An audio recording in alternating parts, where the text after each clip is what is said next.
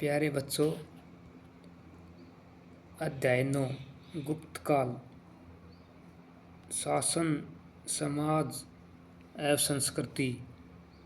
यह एक important point है, इम्पोर्टेंट अध्याय है और इसमें अनेक महत्वपूर्ण पॉइंट हैं जो अनेक परीक्षाओं में इससे बार बार प्रश्न पूछे जाते हैं।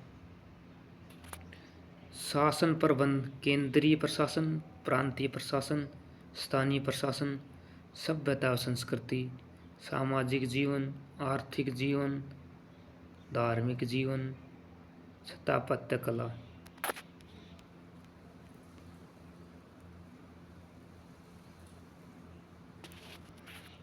प्यारे बच्चों, पिछले अध्याय में हमने पढ़ा कि किस प्रकार विदेशी जातियों ने हमला करके भारत की एकता को छिन्न भिन्न कर दिया। भारत को पुनः एकता के सूत्र में बांधने का श्रेय गुप्त शासकों को है। इस वंश के राजाओं ने न केवल एक विशाल साम्राज्य की स्थापना की, अपितु उच्च कोटि का शासन प्रबंध भी स्थापित किया।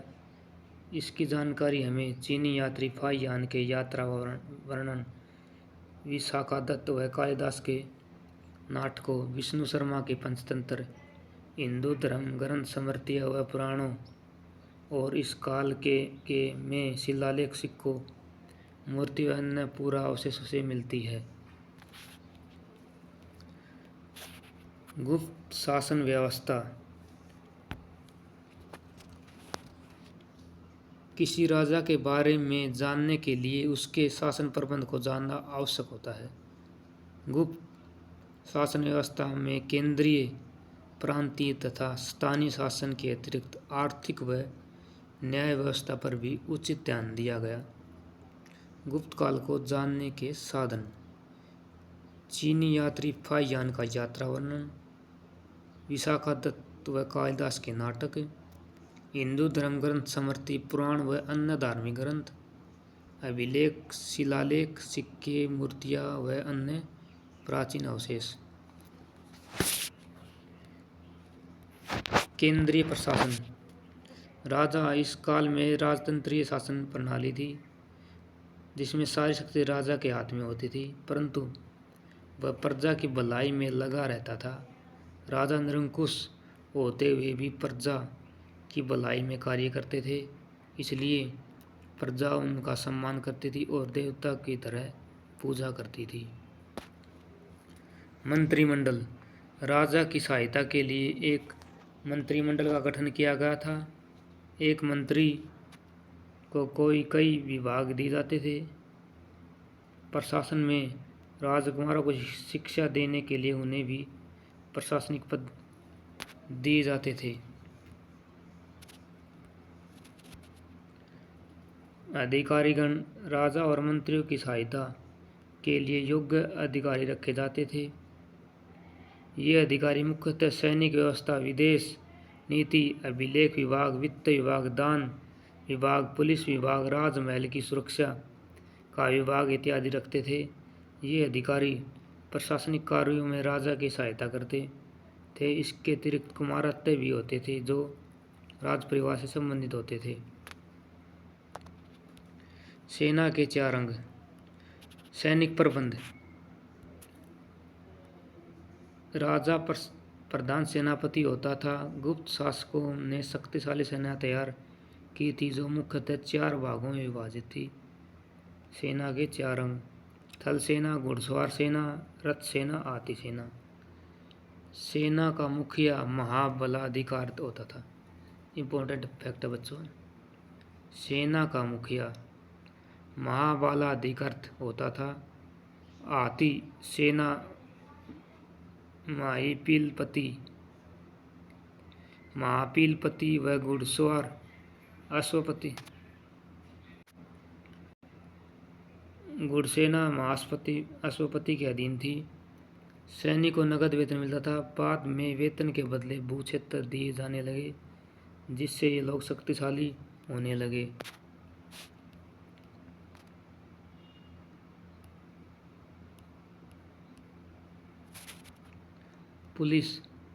पुलिस भी की भी कुशल व्यवस्था थी।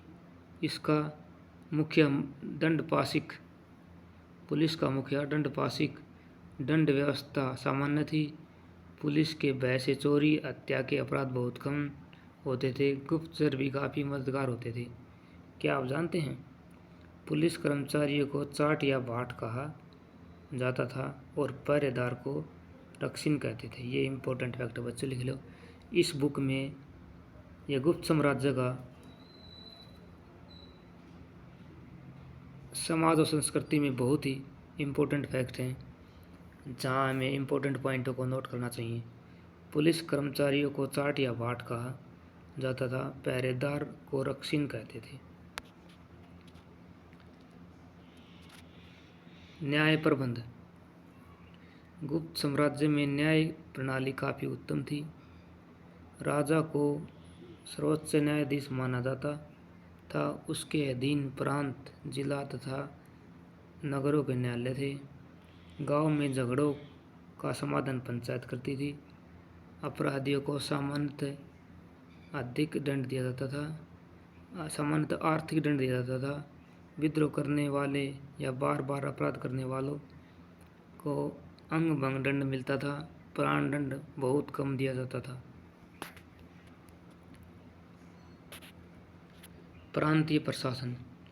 प्रशासन में कुशलता लाने के लिए राजाओं ने अपने साम्राज्य को विभिन्न प्रांतों में बांटा हुआ था, जिन्हें भुक्ति कहते थे। प्रांत का प्रशासन उपारिक कहलाता था और ये राज परिवार से संबंधित होते थे। इन्हें स्थानीय भोगपति, गोप्ता इत्यादि भी कहते थे। इनका कार्य राजाओं की आज्ञा का पालन करना था। अपने प्रांत में शांति बनाए रखना, सुरक्षा करना, कर एकत्रित करना तथा प्रजा की भलाई करना शामिल था। इनकी सहायता के लिए अनेक अधिकारी होते थे। स्थानीय प्रशासन। विषय जिला। प्रांतों को आगे विषयों जिलों में बांटा गया, जिसके अध्यक्ष विषयपति होते थे। इनकी सहायता के लिए भी अनेक अधिकारी होते थे, जैसे श्रेष्ठी, सार्थ व कुलिक, कायस्थ इत्यादि। नगर। विषयों को आगे नगर और ग्राम में बांटा गया था। नगर का पदाधिकारी पुरपाल कहलाता था, जिसका कार्य नगर को साफ सुथरा बनाए रखना था, स्वास्थ्य पर ध्यान देना, नगर में कर एकत्रित करना, नगर की सुरक्षा करना, रोशनी का प्रबंध करना इत्यादि। ग्राम का प्रबंध ग्रामपति के हाथों में होता था, जिसे महत्तर भी कहते थे। इसकी सहायता के लिए ग्रामक, कुटुंबिन इत्यादि होते थे, जिसका कार्य ग्राम में शांति बनाए रखना, कर इकट्ठा करना, जमीन का लेखा जोखा करना, सफाई रखना, झगड़ों का निपटारा करना इत्यादि होता था। व्यक्तिगत गतिविधियाँ। गांव के प्रमुख प्रधान को क्या कहा जाता था? गांव का मुखिया प्रधान कैसे सुना जाता था? यदि आप गांव में हैं तो आपके गांव का मुखिया प्रधान कौन है? नाम बताइए। गांव ये बच्चों के लिए दिए गए हैं।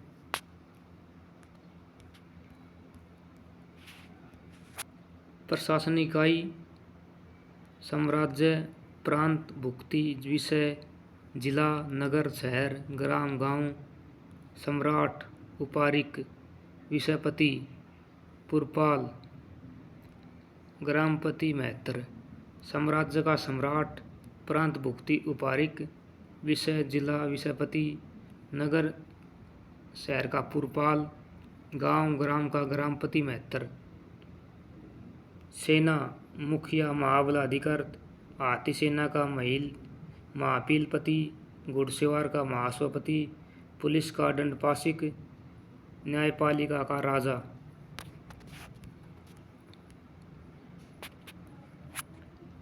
आय व्यवस्था का प्रबंध।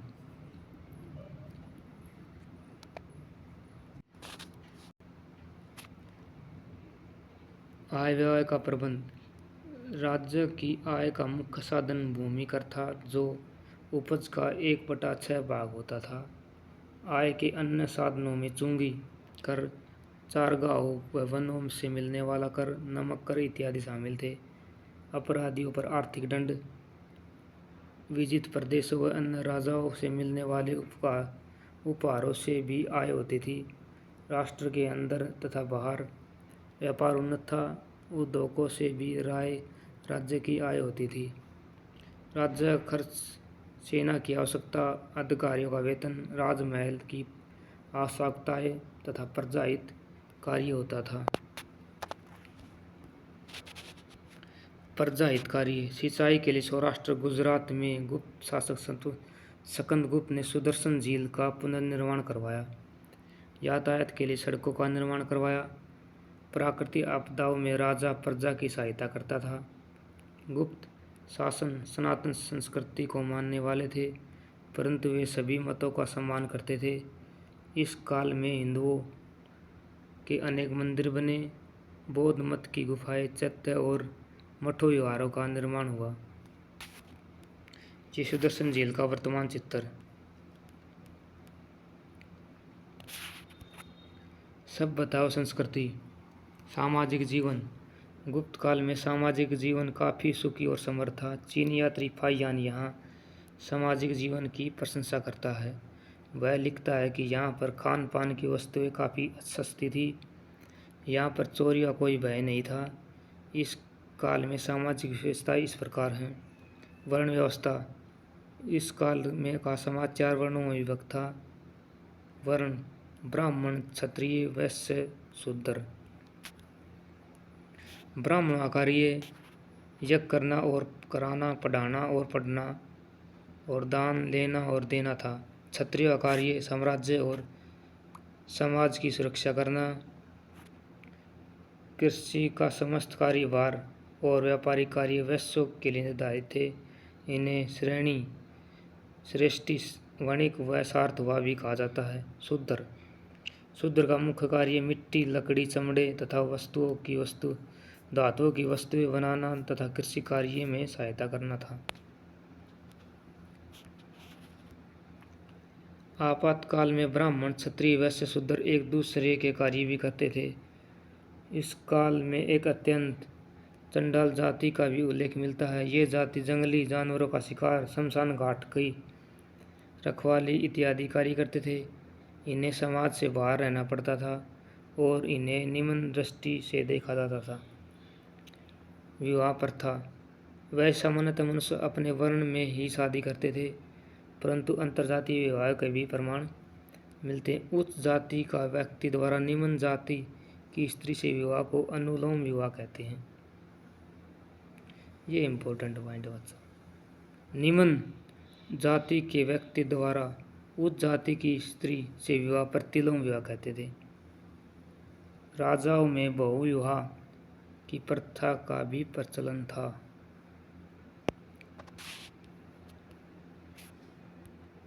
खान पान। गुप्त काल में अधिकांश जनता का भोजन शुद्ध व सात्विक था। लोग प्याज व लहसुन का प्रयोग नहीं करते थे। शाकाहारी भोजन में गेहूँ, चावल, दूध, दही एवं फलों इत्यादि का प्रयोग होता था। मांस, मदिरा का प्रयोग को घृणा की दृष्टि से देखा जाता था। मनोरंजन के साधन। मनोरंजन के लिए संगीत, जिसमें गाना, बजाना, नाचना तीनों का प्रचलन था। चौपड़ व शतरंज जैसे खेल होते थे। पशुओं की लड़ाई, रथ दौड़ व शिकार से भी मनोरंजन होता था। नाटक व खेल तमाशे भी मनोरंजन के प्रमुख साधन थे। वस्त्राभूषण।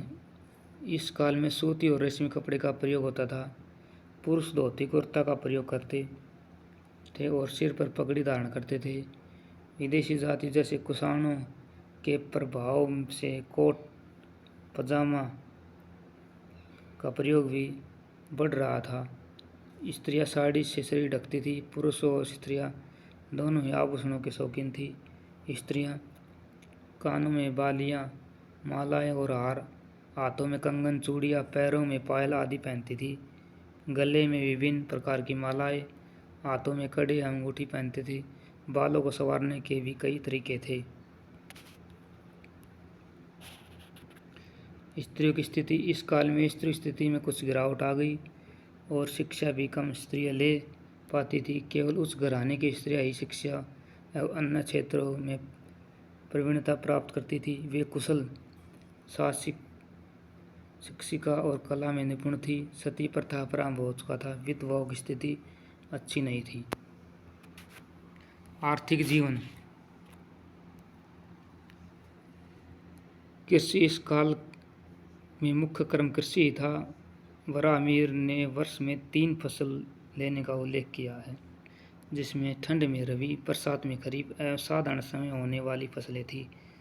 प्रमुख फसलें गेहूँ, धान, ज्वार, ईख, बाजरा, मटर, दाल, तिल, सरसों, मसाले इत्यादि। सिंचाई के लिए वर्षा पर निर्भर थे, परंतु नहरों, तालाबों, झीलों, कुओं का प्रयोग किया जाता था। जंगलों से कीमती लकड़ी प्राप्त की जाती थी। जमीन पर व्यक्ति का अधिकार होता था, परंतु पंचायत की आज्ञा के बिना वह इसे खरीद बेच नहीं सकता था। उद्योग धंधे। कृषि के अतिरिक्त उद्योग धंधे प्रमुख व्यवसाय था। कपड़े बुनना, धातु के बर्तन बनाना, पत्थर को तराशना, मिट्टी के बर्तन बनाना, आभूषण बनाना, हाथी दांत, कीमती पत्थरों के आभूषण बनाना इत्यादि प्रमुख उद्योग थे।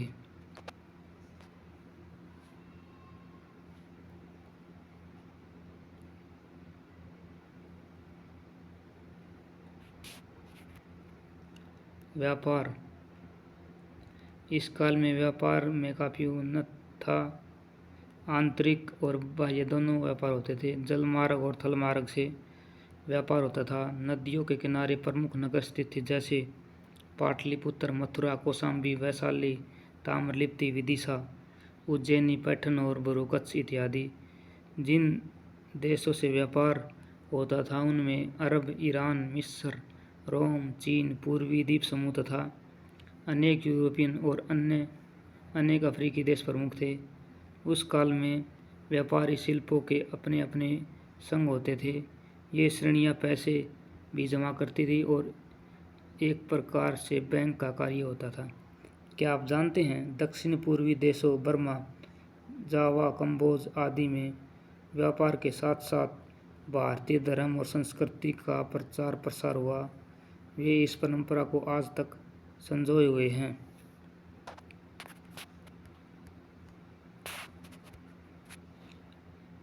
हिंदू संस्कृति।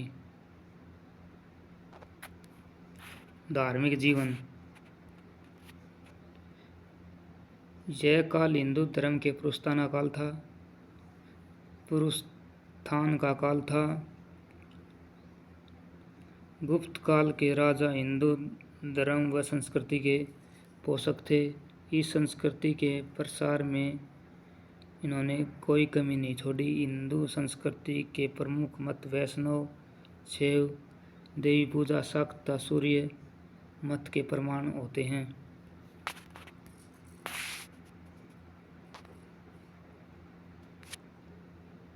विष्णु के 10 अवतारों में वराह, राम, कृष्ण की मूर्तियां प्राप्त होती हैं। शिव की आराधना के भी प्रमाण मिलते हैं। शिव परिवार के सदस्यों और विभिन्न प्रतीक चिन्ह, शिवलिंग, त्रिशूल, गणेश, कार्तिक, नंदी की पूजा की जाती थी। शक्ति के प्रतीक देवी पूजा में लक्ष्मी, दुर्गा, पार्वती की पूजा होती थी। इनकी प्रतिमाएं विभिन्न भागों में पाई जाती हैं। सूर्य मंदिर के भी अवशेष मिलते हैं। मध्य प्रदेश के मंदसौर, ग्वालियर, इंदौर आदि में सूर्य प्रतिमाएं मिलती हैं।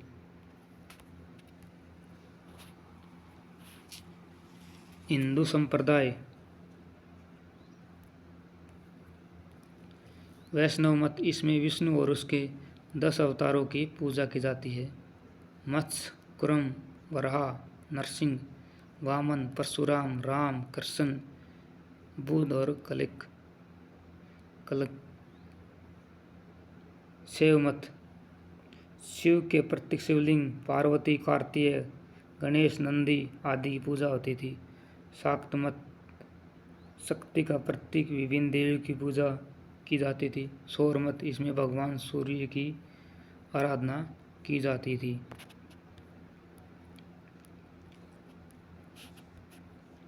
बौद्ध मत। फाहियान ने अफगानिस्तान, कश्मीर, पंजाब, बंगाल, मथुरा में बौद्ध मत के प्रभाव का उल्लेख किया है। इस काल में सारनाथ, अजंता, नागार्जुनकोंडा, एलोरा आदि स्थलों पर बौद्ध कला मिलती है। नालंदा और वल्लभी जैसे विश्वविद्यालय बौद्ध शिक्षा के प्रमुख केंद्र थे।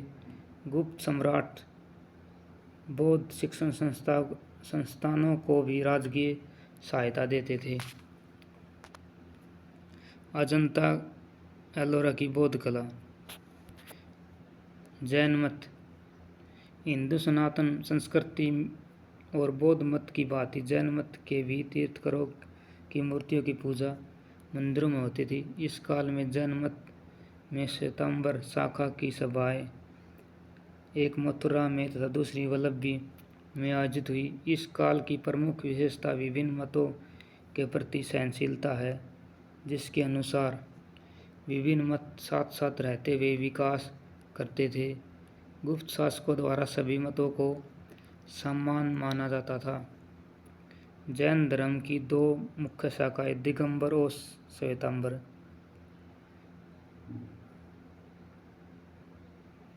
श्वेतांबर शाखा के अनुयायी श्वेत वस्त्र धारण करते थे। दिगंबर शाखा के अनुयायी निवस्त्र रहते थे।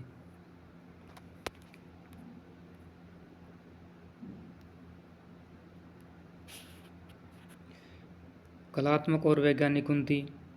कलात्मक और वैज्ञानिक क्षेत्रों में जितना विकास इस काल में हुआ, इतना किसी भी समय नहीं हुआ। इसी आधार पर कुछ इतिहासकारों ने गुप्त काल को स्वर्ण युग मानते हैं, क्योंकि इस काल में एक तरफ शांति व्यवस्था स्थापित हुई और दूसरी ओर विभिन्न कला क्षेत्रों में उन्नति हुई। आर्थिक दृष्टि से देश काफ़ी धनी बना और सोने के सिक्के प्रचलन में आए। इस काल में विभिन्न कलात्मक विकास को हम निम्न प्रकार से देख सकते हैं। स्थापत्य कला। इस काल में अनेक मंदिरों का निर्माण हुआ, जिनमें से कुछ अभी बचे हुए हैं। इनमें देवगढ़ झांसी का दशावतार विष्णु मंदिर, भीतरगांव का दशावतार, भमूरा मध्य प्रदेश का शिव मंदिर, नैना कुठार मध्य प्रदेश का पार्वती मंदिर, तिगवा मध्य प्रदेश का वैष्णव मंदिर, बोध गया तथा सांची के मंदिर इत्यादि। इन मंदिरों की छत चपटी होती थी, परंतु बाद में इनके ऊपर शिखर निर्मित किए जाने लगे। प्रवेश द्वारों के स्तंभ और चौखटों पर कलाकृति उत्कीर्ण थी। इस काल में बौद्धों के अनेक गुफाओं, विहारों, चैत्यों, स्तूपों का निर्माण हुआ। उदयगिरि की पहाड़ी में वैष्णव और शैव मत की गुफाओं में अनेक देवी देवताओं की मूर्तियां बनाई गई।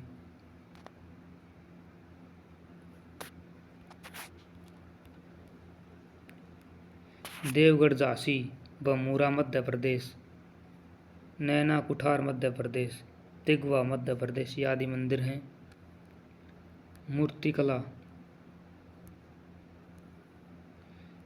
इस काल में महात्मा बुद्ध, विष्णु, शिव एवं सूर्य आदि देवी देवताओं की मूर्तियां मिलती हैं, जो पत्थर, धातु या मिट्टी से बनी हुई थी। मथुरा व अमरावती मूर्ति बनाने के प्रमुख केंद्र थे। यह कला पूर्णतः भारतीय थी। दूसरी विशेषता इसकी सरलता है। तीसरी विशेषता इसकी सुंदरता। इसमें वस्त्रों को इतनी कुशलता से बनाया है कि उनमें स्वाभाविक सौंदर्य और मनोहरता झलकती है।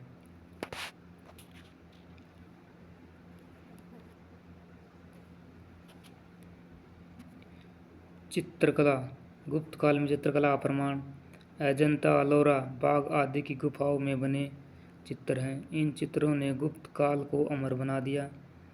इन चित्रों में पशु, पक्षी, फूल, पत्ती, नर नारी आदि का बड़ा सजीव चित्र मिलता है। इन चित्रों से तत्कालीन वेशभूषा, केश विन्यास तथा अलंकार प्रसाधन को समझने में सुविधा होती है।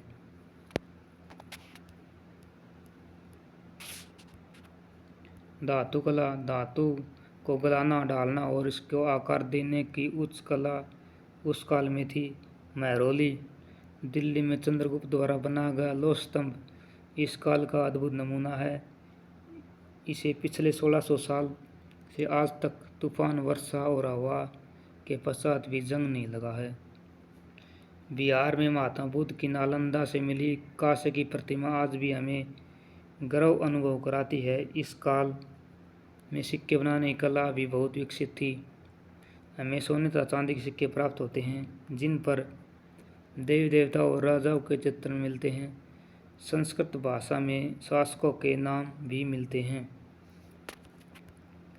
लौह स्तंभ, महरौली, दिल्ली, समुद्रगुप्त के सिक्के। साहित्य। गुप्त शासकों ने संस्कृत भाषा को प्रोत्साहित किया। साहित्य क्षेत्र में कालिदास इस काल के महान साहित्यकार थे। इस काल के अन्य लेखक विशाखादत्त, भारवी, शूद्रक, अमर सिंह और दंडिन थे। इस काल में पंचतंत्र तथा हितोपदेश कहानी के संग्रह लिखे गए जिनका संसार के अन्य भाषाओं में अनुवाद हो चुका है। कालिदास की प्रमुख रचनाएं अभिज्ञान शाकुंतलम, रघुवंश, मागलामित्रम, ऋतुसंहार, विक्रमोर्वशीयम, मेघदूतम, कुमार संभवम।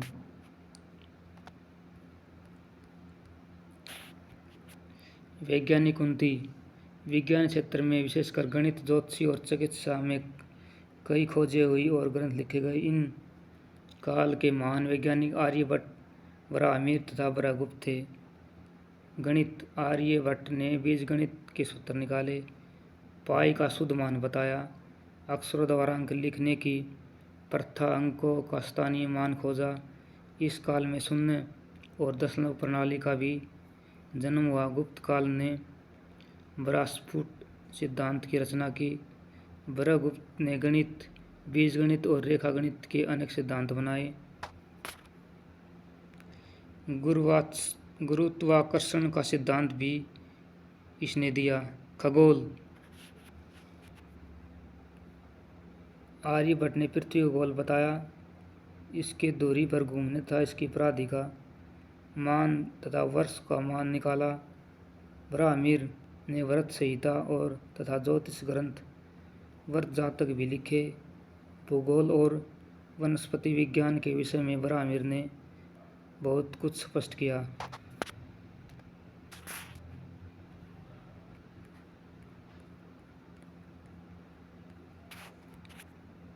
चिकित्सा। इस क्षेत्र में चरक तथा सुश्रुत ने अपनी संहिता लिखी। वाग्भट ने अष्टांग संग्रह की रचना की। इस काल में हाथी तथा घोड़े की चिकित्सा पर आयुर्वेद व अश्वशास्त्र लिखे गए।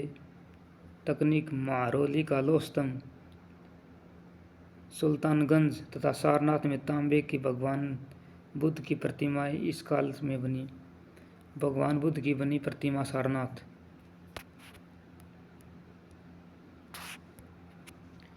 शिक्षाएं। शिक्षा। गुप्त काल में शिक्षा अपनी चरम सीमा पर थी। इस समय नालंदा विश्वविद्यालय एवं उदयगिरी विश्वविद्यालय प्रमुख थे। उड़ीसा में उदयगिरी, रत्नगिरी, ललितगिरी को मिलाकर एक विशाल विश्वविद्यालय बना गया जो बौद्ध शिक्षा का प्रमुख केंद्र था। यह माधवपुर महाविहार का उल्लेख मिलता है। इसके अतिरिक्त वल्लभी, पाटलिपुत्र, बनारस, मथुरा, उज्जैन, सारनाथ आदि स्थानों भी शिक्षा के प्रमुख केंद्र थे। इसमें शिक्षा प्राप्त करने के लिए दूर दूर से क्षेत्रों से विदेशों से विद्यार्थी आते थे। नालंदा विश्वविद्यालय की स्थापना गुप्त सम्राट कुमारगुप्त ने की थी। नालंदा विश्वविद्यालय की स्थापना गुप्त सम्राट कुमारगुप्त ने की थी। इस विश्वविद्यालय में प्रवेश करने के लिए एक प्रवेश परीक्षा होती थी जिसे उत्तीर्ण करने पर ही विद्यार्थी को प्रवेश मिलता था। इसमें लगभग 10,000 विद्यार्थी और 1500 के लगभग आचार्य पठन पाठन कार्य करते थे। यहाँ पर 3 मंजिला विशाल पुस्तकालय था। यहाँ पर भाषाएं, व्याकरण, धर्म, दर्शन, इतिहास, भूगोल, राजनीति शास्त्र, विज्ञान, कूटनीति इत्यादि विषय पढ़ाए जाते थे। शिक्षा के इस महान केंद्र ने भी गुप्त काल को स्वर्णकाल बनाने में महत्वपूर्ण भूमिका निभाई। नालंदा विश्वविद्यालय के अवशेष। Mind map. गुप्त काल को स्वर्णयुग क्यों मानते हैं? कुशल प्रबंध, कुशल शासन प्रबंध, समृद्ध आर्थिक जीवन, कला के क्षेत्र में उन्नति, विशाल साम्राज्य, वैज्ञानिक उन्नति, धार्मिक सहनशीलता की नीति, व्यापार की नीति, सामाजिक उच्च सामाजिक व्यवस्था, शिक्षा के केंद्र, विदेशों में भारतीय संस्कृति का प्रसार।